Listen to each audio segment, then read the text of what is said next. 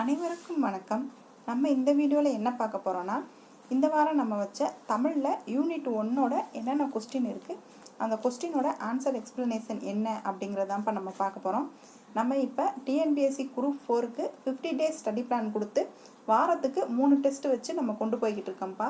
Test எழுதணும்னு விரும்புகிறவங்க டெலகிராமில் join பண்ணிக்கோங்க. இப்போ வாங்க நம்ம தமிழில் யூனிட் 1ல் என்னென்ன கொஸ்டின் கேட்டோம் அப்படிங்கிறது பார்க்கலாம். ஃபஸ்ட்டு கொஸ்டின் பாருங்கள். கல் ப்ளஸ் தீது என்பது டேஸ் என சேரும் அப்படின்னு சொல்லியிருக்காங்க. இந்த கல் ப்ளஸ் தீதுங்கிறது எப்படி சேரும்னு பார்த்தீங்கன்னா, கற்று இது அப்படின்னு தான் சேரும். இந்த இல் ப்ளஸ் தீ அப்படின்னு சேரும்போது அந்த இடத்துல அக்கு தான்ப்பா வந்து உருவாகும். அதனால இங்கே கற்று இது அப்படிங்கிறது தான் உங்களுக்கு கரெக்டான ஆன்சராக வரும். நெக்ஸ்ட் பாருங்கள். சேர்த்து எழுதுகளில் களம் ப்ளஸ் ஏரி அப்படிங்கிறது எப்படி சேரும்னு பார்த்தீங்கன்னா, களமேரி அப்படின்னு சேரும். ஏன்னா இம் ப்ளஸ் ஏ அப்படின்னு சொல்லி பாருங்களேன். இம் ப்ளஸ் ஏ அப்படிங்கும்போது அந்த இடத்துல நமக்கு மே அப்படின்னு சேர்த்து எழுதும்போது வரும். அப்போ இந்த இடத்துல களமேரி அப்படின்னு சொல்லி தான் வரும். தேர்ட் ஒன் பாருங்கள். பிரித்து எழுதுகளில் பெயர் அறியா அப்படிங்கிறது எப்படி பிரியும்னு பார்த்தீங்கன்னா, இங்கே பெயர் ப்ளஸ் அறியா அப்படின்னு சொல்லி பிரியும். ஏன்னா இந்த ரா அப்படிங்கிறது இந்த ரீ அப்படிங்கிறதும் ரெண்டும் பெயர் அறியான்னு சேரும்போது இது இரு ப்ளஸ் ஆ அப்படின்னு பிரியும் போது பிரிஞ்சிடும். அப்படி பிரியும் போது இந்த ரீ வந்து இரு ப்ளஸ் இ அப்படின்னு சொல்லி பிரிஞ்சிடும். இப்படி பிரியும் போது இது பெயர் ப்ளஸ் அறியா அப்படின்னு சொல்லி வரும். சரிங்களா? நெக்ஸ்ட் கொஸ்டின் பாருங்கள். பிரித்து எழுதுக பாடான் திணை அப்படிங்கிறது எப்படி பிரியும் அப்படின்னு பார்த்தீங்கன்னா, பாடு ப்ளஸ் ஆண் ப்ளஸ் திணை அப்படின்னு சொல்லி தான் பிரியும். சரிங்களா? நெக்ஸ்ட்டு நீள் உழைப்பு அப்படிங்கிறத பிரித்து எழுதணும்னா நீள் ப்ளஸ் உழைப்பு.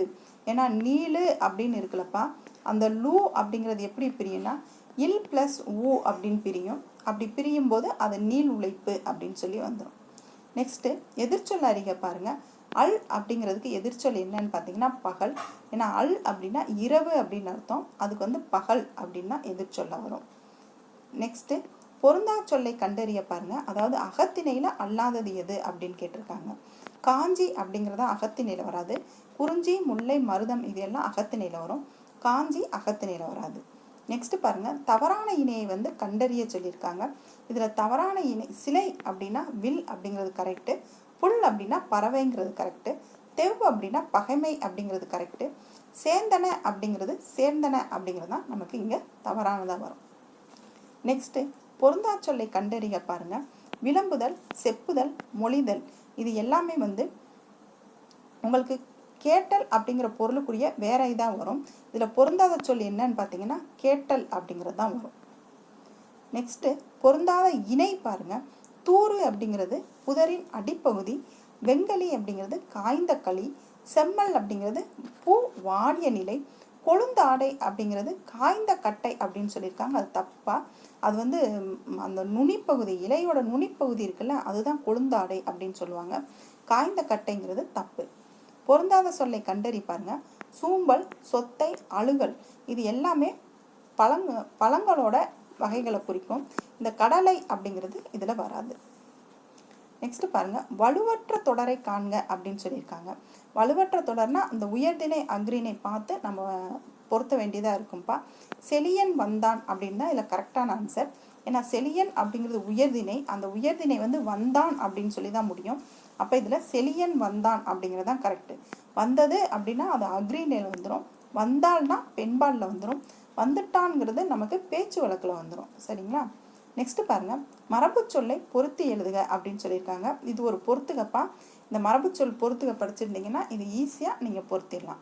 சோறு அப்படிங்கிறதுக்கு உன், முறுக்கு அப்படின்னா தின், தண்ணீர்னா பருகு, தண்ணீர்னா குடி, பால் அப்படின்னா பருகு அப்படின்னு அர்த்தம். அப்போ 4, 1, 2, 3 தான் கரெக்டான ஆன்சர். நெக்ஸ்ட் பாருங்க. மரபு பிழை இல்லாத தொடரை வந்து கண்டுபிடிக்க சொல்லியிருக்காங்க. அது என்னன்னு பார்த்தீங்கன்னா காகம் கரையும் அப்படிங்கிறது தான் கரெக்ட் ஆன்சர். கோழி வந்து கொக்கரிக்கும், சேவல் வந்து கூவும், நாய் வந்து குறைக்கும் அப்படிங்கிறது தான் சரியான மரபு. நெக்ஸ்ட் பாருங்க. பிறமொழி சொல்லற்ற தொடர் எது அப்படின்னு சொல்றாங்க. அதில் பாருங்க. கொடுங்கோல் அரசன் அக்கிரமம் அப்படிங்கிறது தமிழ் சொல்ல வராது. இதில் குழந்தைக்கு கண் திருஷ்டி அப்படிங்கிறது தமிழ் சொல்ல வராது. ஆகாயத்தில் பச்சி அப்படிங்கிறது தமிழ் சொல் வராது. அப்போ இதில் உங்களுக்கு சரியான வார்த்தை என்ன அப்படின்னு கேட்டிங்கன்னா ஆலயத்திற்கு சென்று இறைவனை வணங்கினேன் அப்படிங்கிறது தான் கரெக்டான வேர்ட்ஸ். நெக்ஸ்ட் பாருங்கள். சந்தி பிழையற்ற வாக்கியத்தை கூறுக அப்படின்னு சொல்லியிருக்காங்க. அந்த காட்சியை பார் அப்படிங்கிறது தான் கரெக்டான ஆன்சர். அந்த அப்படிங்கும்போது அந்த ஆ அப்படிங்கிற சொல்லுக்கு அப்புறம் வந்து வல்லினம் மிகும். நெக்ஸ்ட்டு காட்சியை அப்படிங்கும்போது அந்த ஐ அப்படிங்கிற இரண்டாம் வேற்றுமை உருவு வெளிப்படையாக வந்துச்சுன்னா அங்கே வல்லினம் மிகும். அந்த கண்டிஷனில் தான் இந்த இது வந்திருக்கு. சரிங்களா? நெக்ஸ்ட்டு பாருங்கள், பிறமொழி சொற்கள் கலவாத தொடரை வந்து எடுத்து எழுத சொல்லியிருக்காங்க. இதில் பிறமொழி சொற்கள் என்னென்ன இருக்குன்னு பாருங்கள். காலிங் பெல்லை அப்படிங்கிறது ஆங்கில சொல், அப்போ இது வராது. மாதவன் ஷாப்பிங் சென்றான், அந்த ஷாப்பிங் அப்படிங்கிறது ஆங்கில சொல், அப்போ இதுவும் வராது.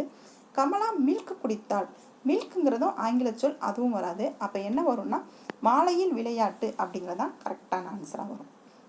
நெக்ஸ்ட் பாருங்கள், வேலம் என்பதன் தவறான பொருளை தேர்ந்தெடுக்க அப்படின்னு சொல்லியிருக்காங்க.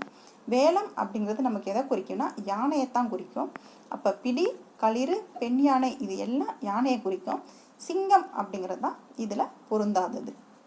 நெக்ஸ்ட் பாருங்கள், வேர்ச்சொல்லை தேர்வு செய்க.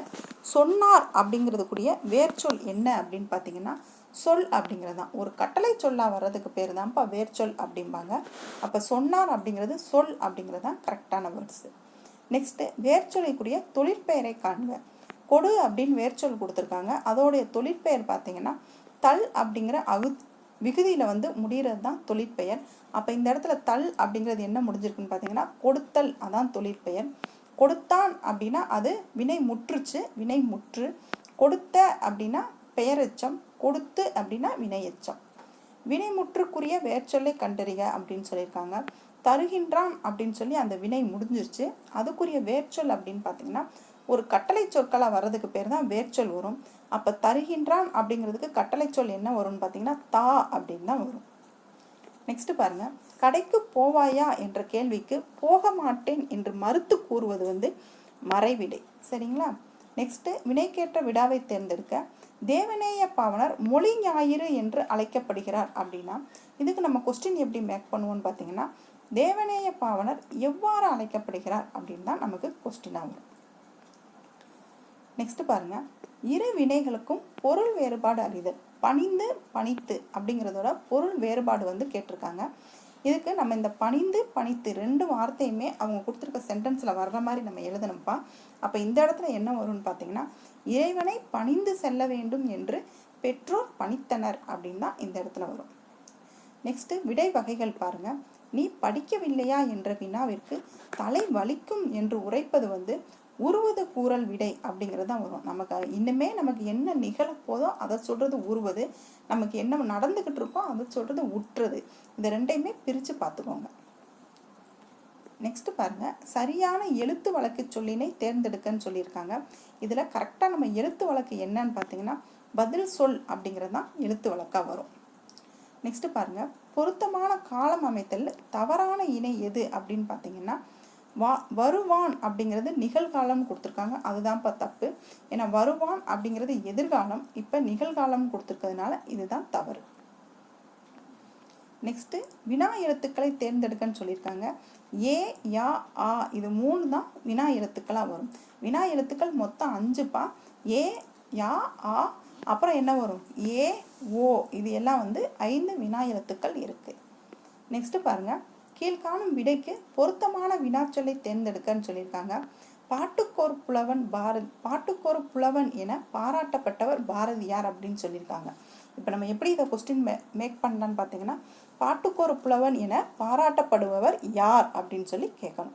அப்போ இங்கே யார் அப்படிங்கிறதான் கரெக்டான ஆன்சராக வரும். நெக்ஸ்ட் பாருங்க, ஆட்சியாளர் இந்த சொல்லோட தொழிற்பெயர் விகுதியை வந்து கண்டறிய சொல்லியிருக்காங்க. இதில் சி அப்படிங்கிறது தான் தொழிற்பெயரோட விகுதி. நெக்ஸ்ட் பாருங்க, அடைப்புக்குள் உள்ள சொல்லை தொடருக்கு ஏற்றவாறு மாற்ற சொல்லியிருக்காங்க. கபிலன் திறமையானவர் என்று டேஸ் தெரியும் சொல்லியிருக்காங்க. அடைப்புக்குள்ள குமரன் சொல்லியிருக்காங்க. அப்போ கபிலன் திறமையானவர் என்று குமரனுக்கு தெரியும் அப்படின்னு சொன்னால் தான் இந்த இடத்துல வந்து கரெக்டான வேர்ட்ஸாக வரும். நெக்ஸ்ட்டு கடை என்பதன் சரியான இருபொருளை வந்து காண்க அப்படின்னு சொல்லியிருக்காங்க. இந்த கடை அப்படின்னா உங்களுக்கு என்ன வரும் அப்படின்னு பார்த்தீங்கன்னா முடிவு அப்படின்னு வரும். ஆனால் கடை அந்த கடைசி அப்படின்னு சொல்கிறாங்கல்ல முடிவு. அப்புறம் அங்காடி, நம்ம மளிகை கடை, பாத்திரக்கடை அதெல்லாம் இருக்குல்ல, அது மாதிரி அங்காடி. இப்போ முடிவு அங்காடிங்கிறது தான் கரெக்டான ஆன்சராக இருக்கும். நெக்ஸ்ட்டு குறில் நெடில் மாற்றம் சரியான பொருளை வந்து தேர்ந்தெடுக்க சொல்லியிருக்காங்க. இதில் பாருங்கள் என்ன வரும் அப்படின்னு பார்த்தீங்கன்னா சிலை சிலை அப்படின்னு சொல்லி கொடுத்துருக்காங்க.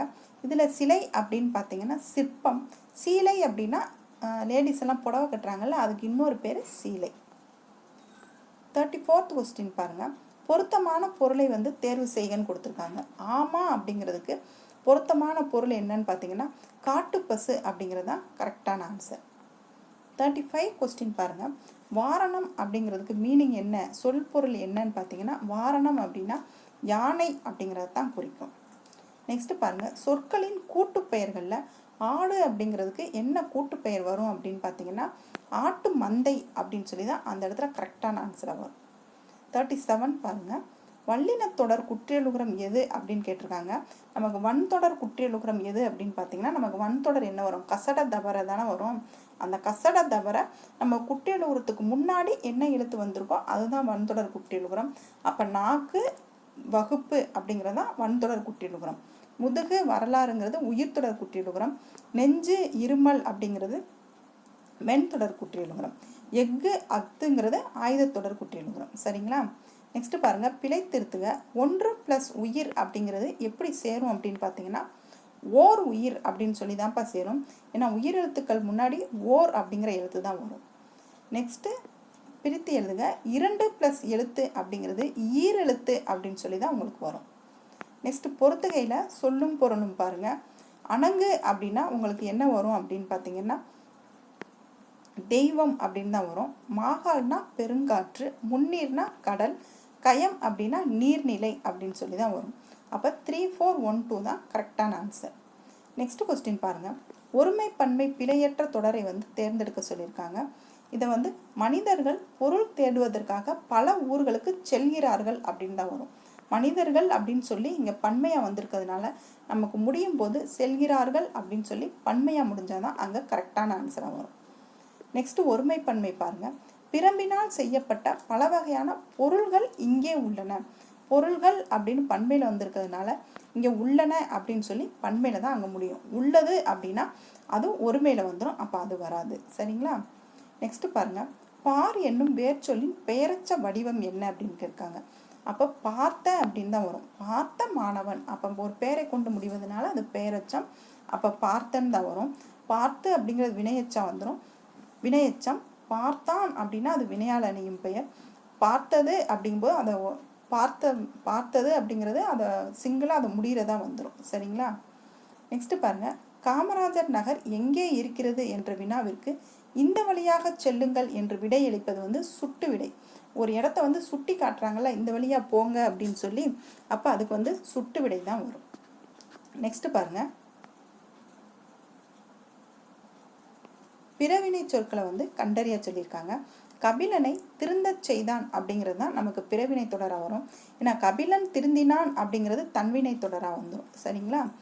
கபிலன் திருந்துவானா அப்படிங்கிறது வினா தொடராக வரும். சொற்களை இணைத்து புதிய சொல் உருவாக்குக. சிங்கம் அப்படிங்கிறது இதோட கீழே கொடுத்துருக்கிறதோட எந்த சொல்லோட நம்ம புதிய சொல் உருவாக்கலான்னு பார்த்தீங்கன்னா சிங்க குருளை அப்படின்னு வரும். ஏன்னா சிங்கத்தோட குட்டியை வந்து குருளை அப்படின்னு தான் சொல்லுவாங்க. அப்போ அதான் கரெக்டான ஆன்சர். நெக்ஸ்ட் நிகழ்காலத்தை குறிப்பது என்ன அப்படின்னு பார்த்தீங்கன்னா நடக்கிறது அப்படின்னு சொல்றதான் நமக்கு நிகழ்காலத்தை குறிக்கிறதா இருக்கும். நடந்தால் அப்படிங்கிறது இறந்த காலம், நடந்திருந்தால் அப்படிங்கிறது இறந்த காலம், நடந்தது அப்படின்னா அது வந்து நடந்து முடிஞ்சிருச்சு. அப்போ நடக்கிறது அப்படிங்கிறது தான் நமக்கு வந்து நிகழ்காலமாக வரும். நெக்ஸ்ட் சிரி என்ற வேறு சொல்லின் எதிர்ச்சொல்லை கண்டுபிடி அப்படின்னு சொல்லியிருக்காங்க. எதிர்காலத்தை கண்டுபிடி அப்படின்னு சொல்லியிருக்காங்க. அப்போ சிரி அப்படின்னா சிரிப்பால், இனிமே தான் சிரிக்க போறா, அப்போ சிரிப்பால் அப்படின்னு சொல்லி தான் வரும். சரிங்களா? நெக்ஸ்ட் கொஸ்டின் பாருங்க. தீ விபத்து ஏற்பட்டால் செய்யக்கூடாதவை அப்படின்னு பார்த்தீங்கன்னா யாவை அப்படின்னு தான் வரும். ஏன்னா யாவை அப்படிங்கும் போது தான், ஏன்னா தீ விபத்து நடைபெறும் போது அந்த இடத்த விட்டு நம்ம போகணும், சுவிட்செல்லாம் ஆஃப் பண்ணணும் அப்படின்னு நிறைய வேலைகளை சொல்கிறோம்ல, அதனால நிறைய வேலைகள் அங்கே வர்றதுனால யாவை அப்படின்னு சொல்லி தான் வரும். நெக்ஸ்ட் இருபொருள் தருக பாருங்க. ஆக்குதல் அப்படின்னா என்ன வரும்னு பார்த்தீங்கன்னா செய்தல், சமைத்தல், அது ரெண்டுமே ஆக்குதல் அப்படிங்கிற மீனிங்கை தான் குறிக்கும். லாஸ்ட் ஒன் பாருங்கப்பா. அடைப்புக்குள் உள்ள சொல்லை தகுந்த இடத்தில் சேர்க்கன்னு இருக்காங்க. தனது அப்படின்னா சிங்குலரில் தான்ப்பா நமக்கு தனதுன்னு வரும். பன்மையில் வரும்போது தமது அப்படின்னு வந்துடும். அப்போ மாணவன் தனது கையால் பெற்றுக்கொண்டான் அப்படிங்கிறது தான் நமக்கு இந்த இடத்துல கரெக்டான ஆன்சராக வரும். இப்போ இந்த வாரம் கொடுத்த நமக்கு யூனிட் 1ல் தமிழ் டெஸ்ட்டில் 50 கொஸ்டின் முடியுதுப்பா. அடுத்த எக்ஸ்ப்ளனேஷன் வீடியோவை அடுத்த வீடியோவில் பார்க்கலாம். தேங்க்யூ.